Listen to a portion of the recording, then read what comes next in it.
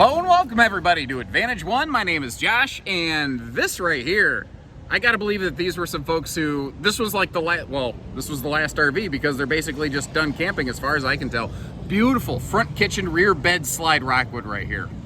And this is the predecessor to the very popular series of front kitchens that Rockwood has even still today.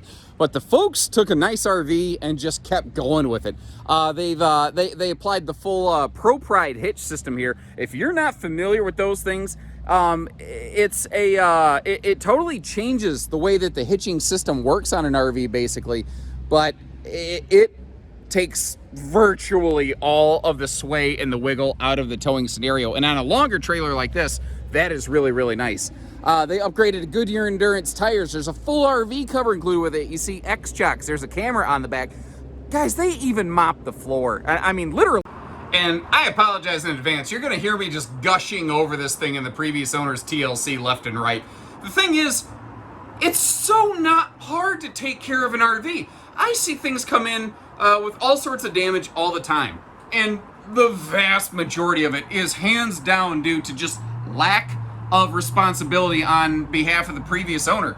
You take something like this, you just take care of it, and look at how amazing it looks by comparison. And frankly, all they did was put a cover on it and keep the floors clean. Just the most basic preventative things. And then, you know, people, they don't take care of their camper, and then there's a problem. They go, well, these things are junk. No, you didn't take care of it. It can be done very easily, just like this. Sorry, I get up on a soapbox about this stuff sometimes. This thing's awesome. And let's just get this out of the way. Like, I try on a used RV. I try to find something not right with it so that you know I'm shooting you straight. I was able to locate a little spot here where it looks like the super slide may have been out of adjustment a little bit and it snagged the floor just a touch, but it's been glued back down. I mean, you can see it, but look at the shine. Look at the way they kept this clean. I literally thought, I walked in like, oh my God, there's a leak, there's water on the floor, it's too shiny. And then I realized, no, they just Swiffered the stupid thing. Like, I started looking at the chairs over here. They put the pillows between them and got these like nylon Velcro straps so that the table and chairs were kind of padded and buffeted from one another so they wouldn't bang together all the time. I started, look at this. They have all the original owner's manuals.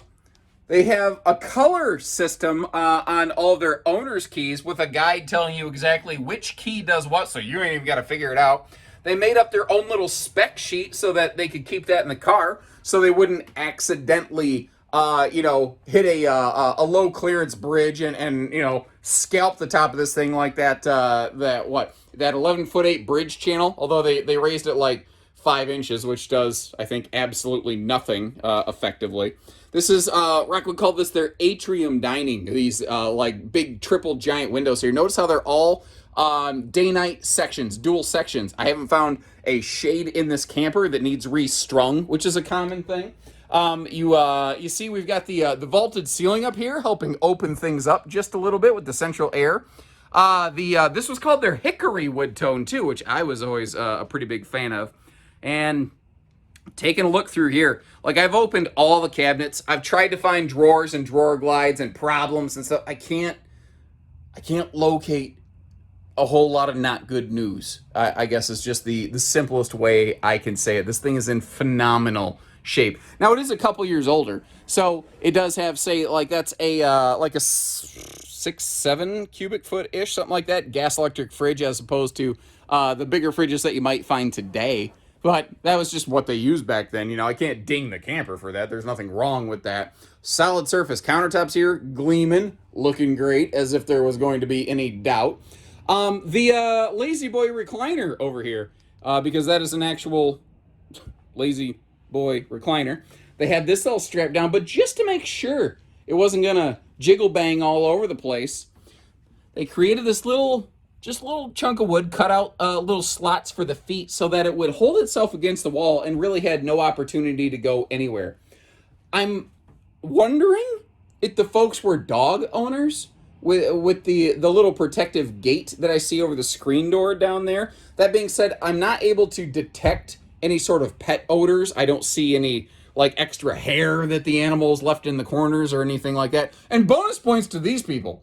Not only did they put the full viewing window in the entry door, they did something I really liked. They flipped the shade upside down so that if somebody knocks on the door, you can kind of peek over the top to see who it is without, I don't know. It just, that setup, it feels better to me for some reason. I don't know. I don't know why. It just works a little bit better. What do you think? Should it open from the bottom up or the top down? What do you guys think? Let me know. They upgraded the vent here. This is not the original vent. They upgraded this after the fact, put the extra large vent fan in there. You'll see there's also a roof vent cover installed on that, which is excellent. The TV they secured with their own little handy bungee strap so it wouldn't go flying around in transit, bang against the slide fascia. And that can pivot around. I think most of the time over here on the hide-a-bed sleeper sofa, that's where you'd be watching the screen. But you could just as easily have that recliner kicking back, having your own little, action moment right there, right in front of this thing, right on top of it. I mean, again, there's just the little scuff on the floor. And they left behind a couple little Velcro spots that could easily be taken off, I'm sure. So, moving back, that is the door right there that leads to the living room. So we're actually now facing the front of the trailer, just to help you get your bearings. I'm technically standing in the bedroom as I record this. But this is a giant bathroom. There's just all kinds of space in here. And something else Rockwood has always excelled in. Look at that. They even added the little rubber baby buggy bumper there so that it would... See, just little details make big differences. Whoop, the RV's not level. The door wants to close on me. These are big hardwood hickory doors, by the way, so they have a pretty decent amount of heft to them. Let me see if I can twist you around a little bit here. Give you a corner bath, which was just a symptom of the times. But they added like a little radiant barrier to the skylight. So, you weren't going to bake yourself from the scalp down. And again, we've got one of those big vent fans here, and we'll see another one in the bedroom in just a minute. Readjusting once more, facing the other direction. So right now our back is to the living room and we're facing toward the back of the RV. You get to see the rest of this just awesome walk-through bath. I don't know why, I like a window in the bathroom, even though I would always keep that shut. It just feels classy. That's a Stonecast sink right there, by the way. If you're not familiar, Stonecast is actually starting to make a bit of a comeback, which I'm excited to see. It's not plastic, it looks like it, but it's rated for like 500 degrees. That stuff is absolutely legit right there.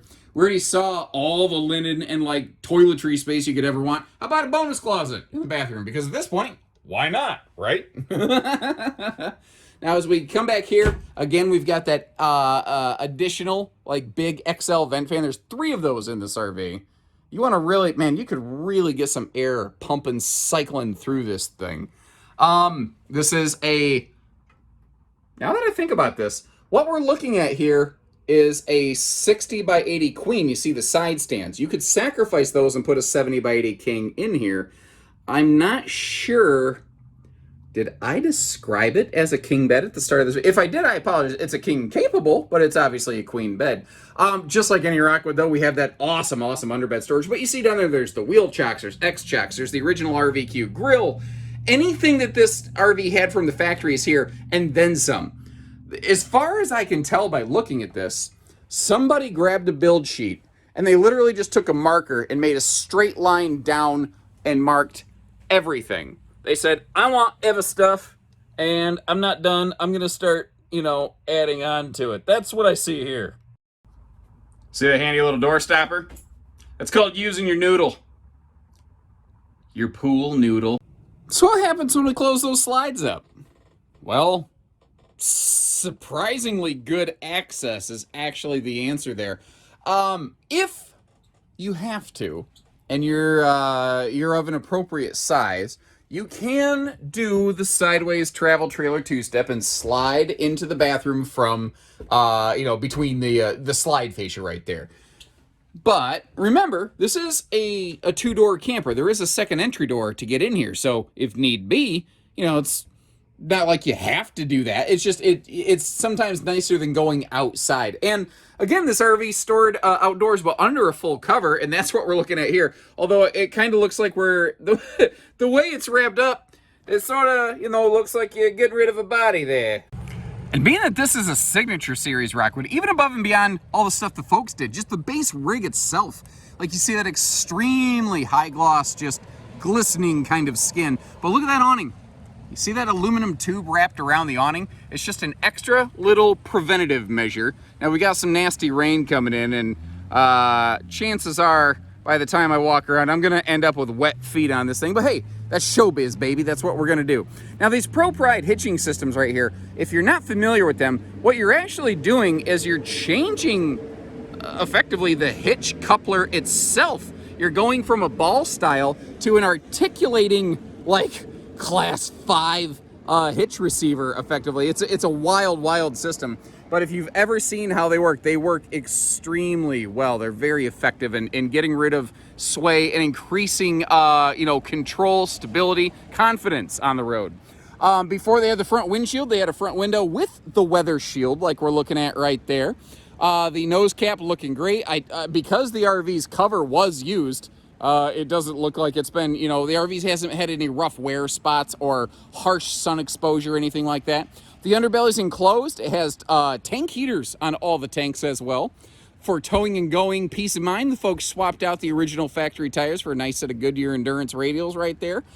We've got outside shower, black tank flush, and again, like, you've got wheel chocks, you got X chocks, you got chocks. You can chock it up all you like right there, so that the hitch system gives you stability on the way. The chocks are going to give you the stability when you get there.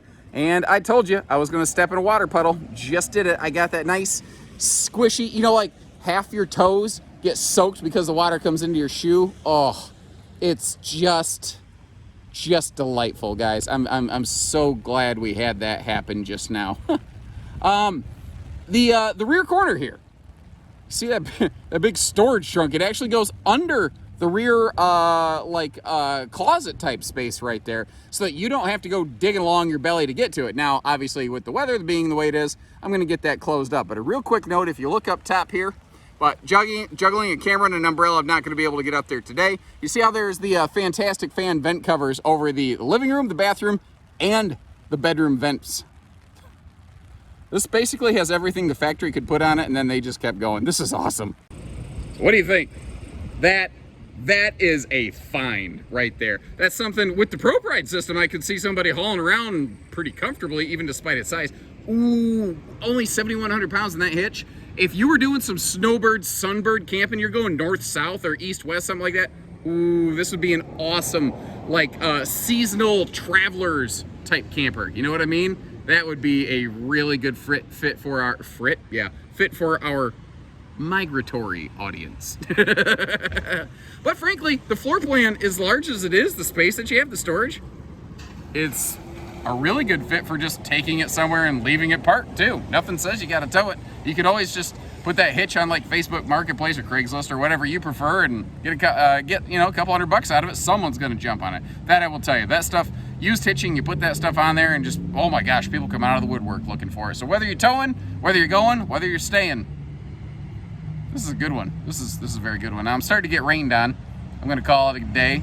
When you're ready, we're ready. Take care, stay safe, have fun, and have an A1 day, everyone.